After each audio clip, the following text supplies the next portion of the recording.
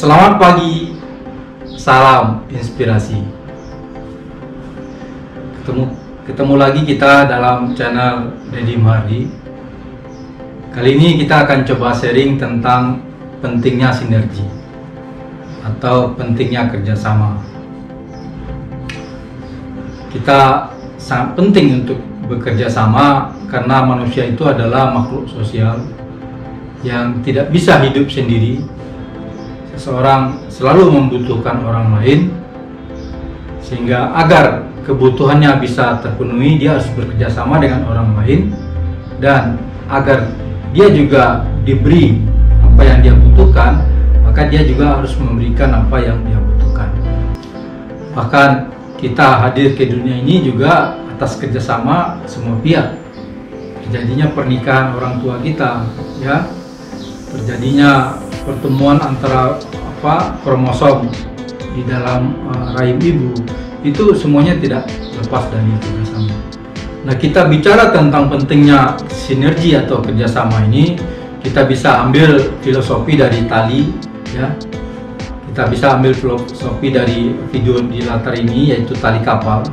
Tali kapal itu selalu terdiri dari bulir yang banyak, karena memang tidak kata saya, karena memang setelah diteliti dengan alat kekuatan tarik, itu ternyata tali yang terdiri dari ulir banyak itu dengan diameter yang sama itu lebih kuat daripada tali yang satu ulir. Ya, kenapa orang repot-repot membuat tali kecil-kecil lalu disatukan menjadi besar, tidak dibuat hanya tali besar? Ternyata adalah sebabnya karena kecil-kecil yang bersatu itu lebih kuat daripada satu yang besar. Apa saja keuntungannya bersinergi atau berkolaborasi atau bekerja sama dengan orang lain? Yang pertama adalah bisa menyatukan semua kelebihan-kelebihan. Semua kelebihan orang yang bersatu itu jika disatukan tentu akan menjadi lebih kuat. Lalu yang kedua, dengan bersinergi atau bekerja sama, kekurangan seseorang itu bisa diisi oleh kelebihan orang lain, atau istilahnya saling melengkapi, sehingga dalam satu tim itu akan menjadi lebih mendekati sempurna jika kita bekerja sama. Ada orang yang misalnya pelupa, di satu sisi ada orang yang daya ingatnya sangat kuat, sehingga dalam satu tim jika itu bekerja sama, kekurangan orang yang pelupa ini menjadi hilang sama sekali.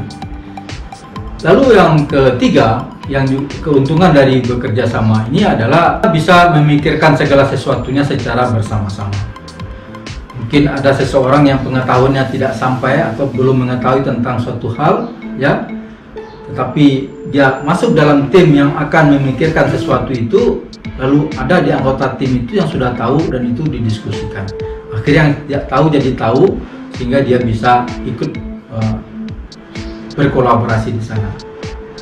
Lalu yang keempat, tersedianya alternatif pilihan, apakah itu solusi atau cara kerja atau apapun dari berbagai orang yang terkumpul dalam sebuah kerjasama. Kalau seseorang itu hanya bekerja sendiri, yang akan diikuti hanyalah cara berpikir dia sendiri. Tapi dengan banyak orang, maka akan banyak yang ikut memikirkannya. Lalu yang kelima adalah terhindarnya seseorang dari kecerobohan, ya, karena dengan banyak orang yang berkolaborasi, ya, masing-masing orang akan saling mengingatkan, ya, jika ada sesuatu yang ketinggalan, ada sesuatu yang terlupakan, ya, dengan kerjasama yang ceroboh atau yang kelupaan itu akan terhindarkan.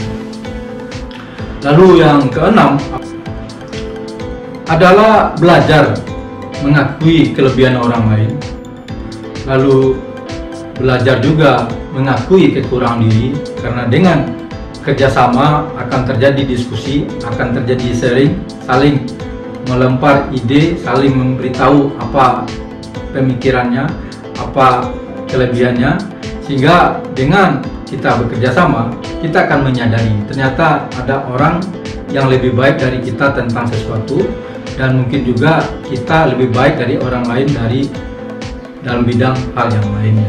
Lalu yang ketujuh, kita belajar mentolerir atau menerima perbedaan. Ya, karena dari berbagai orang yang berkumpul itu untuk suatu tujuan yang sama, pasti pola pikirnya, sikapnya, kegemarannya, hobinya, cara bicaranya itu pasti berbeda. Lalu yang terakhir, yang ke-8 adalah mengurangi rasa keakuan atau rasa ego.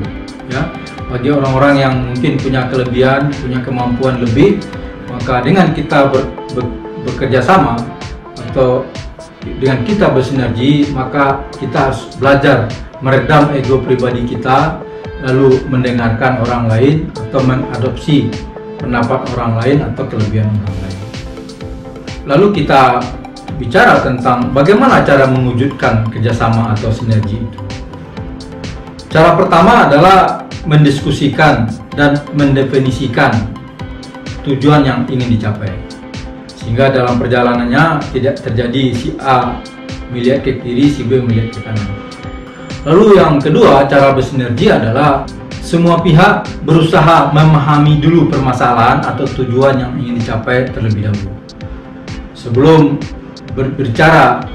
berbicara atau mengemukakan pemikiran atau ide-ide, maka semua pihak yang terlibat dalam sinergi itu harus memahami terlebih dulu apa latar belakang dan apa tujuan yang hendak dicapai secara bersama-sama, sehingga apa yang akan dikemukakan itu tidak melenceng dari tujuan dan alasan serta motivasi kita melakukan segala sesuatunya. Lalu yang ketiga adalah utarakan pendapat sendiri secara terang benderang, secara terbuka. Jangan diam-diam lalu di belakang bicara. Lalu sambil juga kita memahami apa yang diutarakan oleh orang lain. Jadi tidak boleh ego menguasai sendiri, harus ikut cara saya, tetapi ikutlah cara yang sudah disepakati bersama. Lalu yang keempat, sedapat mungkin kemukakan ide-ide baru, ide-ide yang belum terpikirkan atau belum dibicarakan dalam kelompok sinergi itu. Ya, kita masing-masing orang coba digali apa ide-ide baru, mungkin ide-ide baru itu akan lebih baik ya. Lalu yang kelima, kerjakan dengan sepenuh hati apa-apa yang sudah disepakati bersama. Ya, jangan sampai apa yang sudah disepakati karena kita kurang setuju lalu kita bekerja setengah hati. Quote-nya, dengan diameter yang sama, tali yang berulir banyak itu lebih kuat daripada tali yang berulir tunggal. Artinya, kecil yang bekerja sama itu lebih kuat daripada satu yang besar. Demikian sharing kita pada pagi hari ini. Semoga ada manfaatnya. Salam inspirasi.